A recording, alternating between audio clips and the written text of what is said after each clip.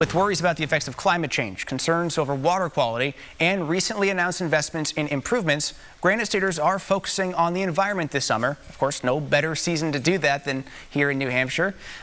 Here to discuss some of the ways the state is trying to ensure that it's a clean and welcoming environment is the Commissioner of DES, Robert Scott. Commissioner, thanks for being here with us this morning. Well, thanks, Steve. Pleasure to be here. So let's start with something we've all been noticing in the news last couple of weeks. The drought we're experiencing here in the state, it's definitely become more pronounced over the last few weeks. Give us the overview. Where are we in the state at this point with the drought, and where do you see this going over the course of the rest of the summer? Sure, thank you. So I'm not sure I know the prediction for the rest of the summer. That may be in your Weather Bureau, I think. But right now the whole state's in a state of drought. Most of the state is in what's called moderate drought, and the kind of a sliver along the southeast part along the Massachusetts border is in severe drought right now as we speak.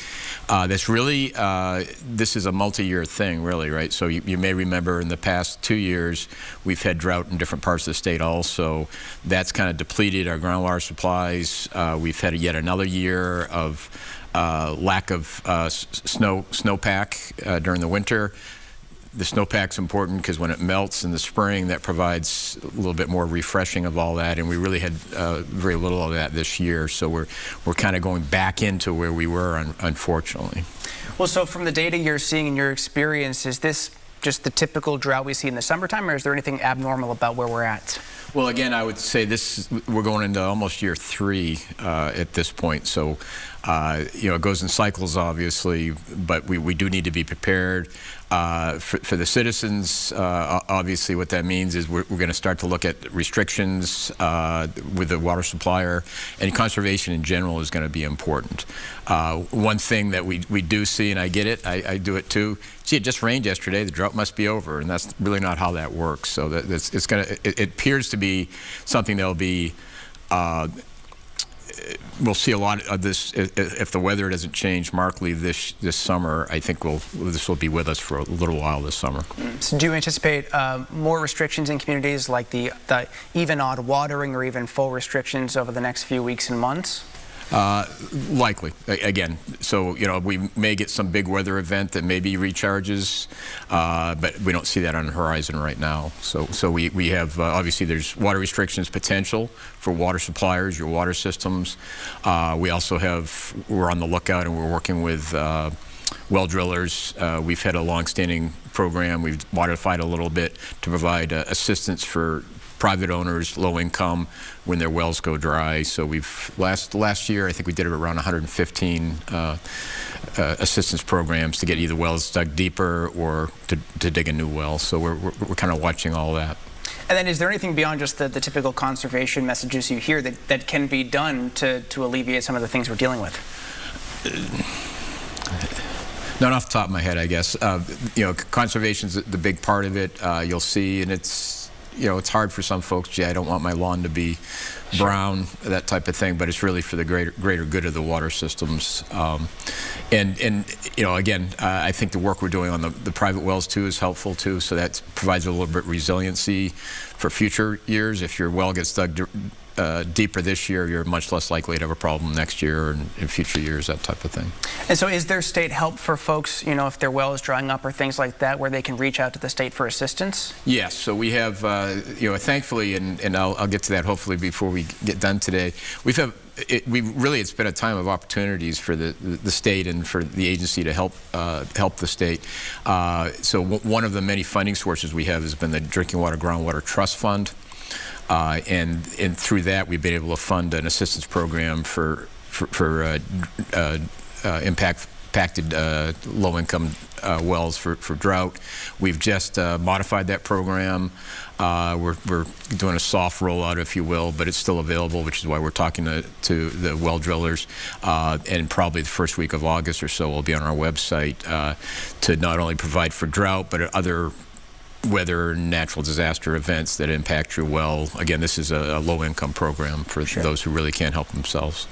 And Commissioner, when we're talking about wells and drinking water here in the state, definitely want to get your take on what's going on with the PFAS situation right here in our community. So You know, when we turn to these, just for folks at home, we're talking about these forever chemicals, man-made chemicals that the acronym is PFAS, but they don't break down in the environment. So they can be found in drinking water, can lead to detrimental health effects, certain cancers as well, developmental issues. We've really just only started to hear about these in a major way over the last few years. So at this point, we've heard about the few communities at the center of investigations, places like Merrimack, out in Portsmouth, hearing more recently of Amherst. Are we just at the tip of the iceberg, though, in terms of our understanding of how widespread this may be in New Hampshire? Yes, the short answer is yes. One of the issues with this family of compounds, again, we're talking over 4,000 compounds, and it's ubiquitous. It's been in, the compounds have been in your clothing, anything that resists water or grease, wrappers for your hamburgers, pizza boxes, manufacturing processes, Scotch guards on your on your carpets. That's been used in industry for years. It's only very recently we've realized there are some potential health impacts to that, and within that realm, we've had, for instance, in New Hampshire, we now regulate 4 of the compounds because we've had enough science to do that. So this is very much developing. I believe we've done more sampling in this state than any other state in the country on getting understanding of where that is in our communities, and it's pretty widespread throughout the state. So it's a large problem. Again, we're lucky we have some resources to put towards that, and you know, we're pleased to be able to do that.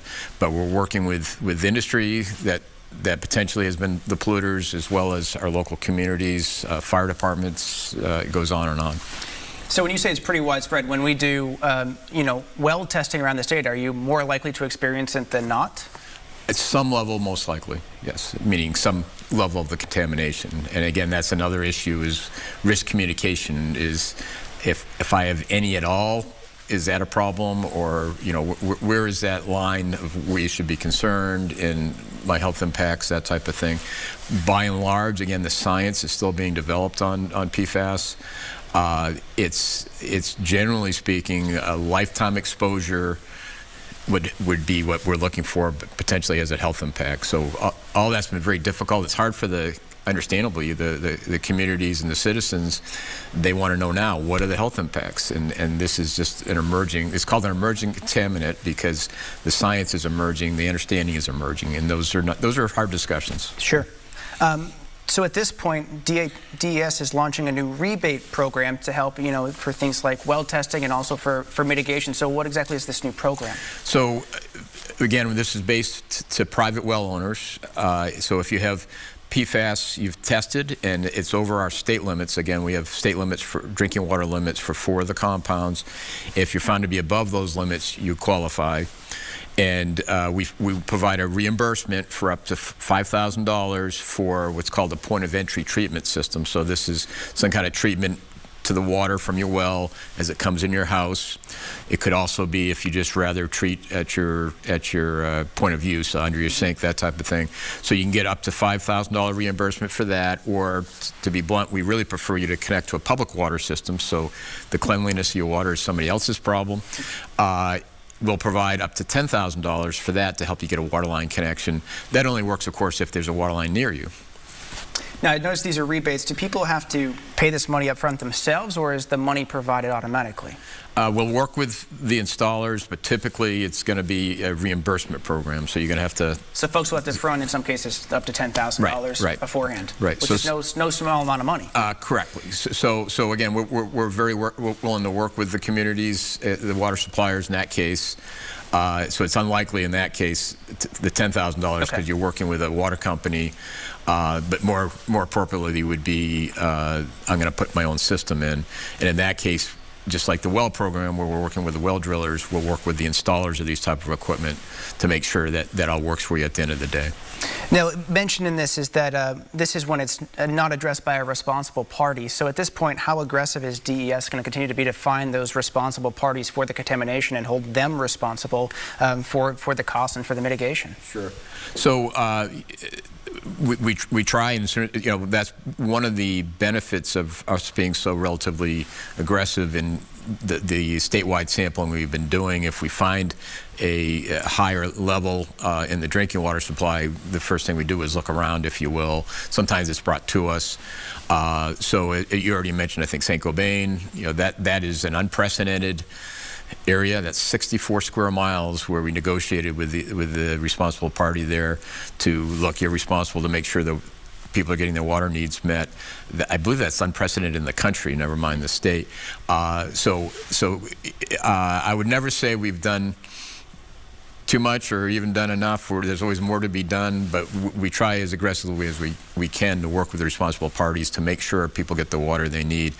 Often what will happen is if your water has been contaminated by someone identifiable, the first thing that will happen is that party will be giving you, okay, here's bottled water while we figure out what's, do we connect to our water line? Do we get you some kind of treatment in your home? How does that work? And at least to get you off the problem. Sure. That's not convenient for everybody, understandably, but it's better than nothing. So we do try to work through that for the state. So there's different instances where we have that going on. Now, do you feel like you have enough enforcement tools to continue to be aggressive? Sure. We work very closely with the Department of Justice here in the state. Great staff over there, and unfortunately they're very used to this. So we've become very adept at working with the parties involved. And in terms of your estimates, how many people do you think are going to need a program like this to help pay for either the treatment or to connect to the public water line? That's hard to say. Even like the St. Gobain area, again, this is an area where it was a smokestack, and the emissions from the smokestack fell out and effectively contaminated groundwater. I think I'm going to look at my numbers here.